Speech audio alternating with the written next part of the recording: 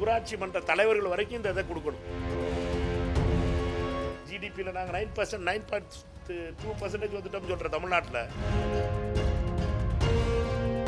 இது லஞ்சம் தவிர நெஞ்சம் நிமிர்னு நாங்கள் கேம்பெயின் நடத்திக்கிட்டுறோம். லஞ்சம் தவிர நெஞ்சம் நிமிர்னா என்ன பண்ணணும்? ஒரு இடத்துலேருந்து ஒரு இடத்துக்கு போகிறது கார் தேவைப்படுது, ஒரு இடத்துலேருந்து வீடு தேவைப்படுது. சென்னையில் அங்கே ஆஃபீஸ் நடத்துறதுக்கு ஆஃபீஸ் இருக்குது, ஆஃபீஸுக்கு ஸ்டாஃப் தேவைப்படுது. இதுவுமே கொடுக்குறதுக்கு நம்ம நிதி நெருக்கடி, அந்த நெருக்கடி, இந்த நெருக்கடினோம்னா அப்புறம் எப்படி நம்ம வந்து ஒரு நல்ல பிரதிநிதிகளை நம்ம உருவாக்க முடியும்? இப்போ சட்டமன்றத்தில் 20 மொத்தம் நேரலை நடந்துக்கிட்டு இருக்குது.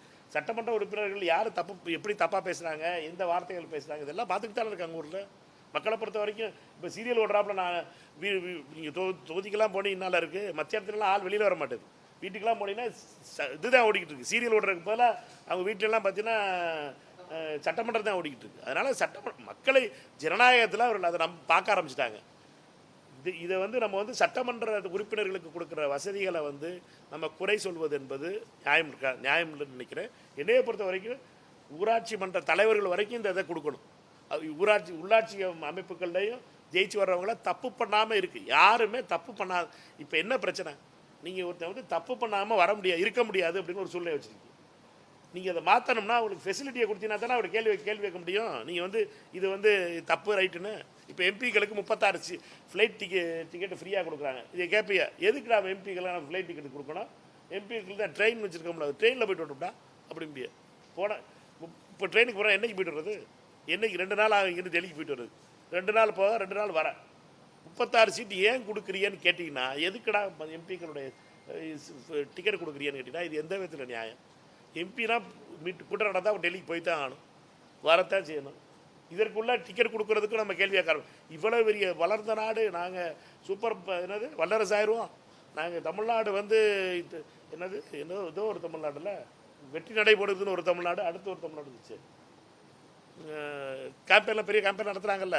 ஜிடிபியில் நாங்கள் 9.2% வந்துட்டோம்னு சொல்கிற தமிழ்நாட்டில் ஒரு எம்எல்ஏக்கு ஒரு காரும் ஒரு 25,000 ரூபாய்க்கு இதுவும் கொடுக்குறா, ஒரு டிரைவர் கொடுக்குறாங்கிறதுக்கு நம்ம பார்த்தீங்கன்னா இவ்வளோ பெரிய பஞ்சாயத்து ஆக்கி விட்டுக்கிட்டு இருக்கேன்.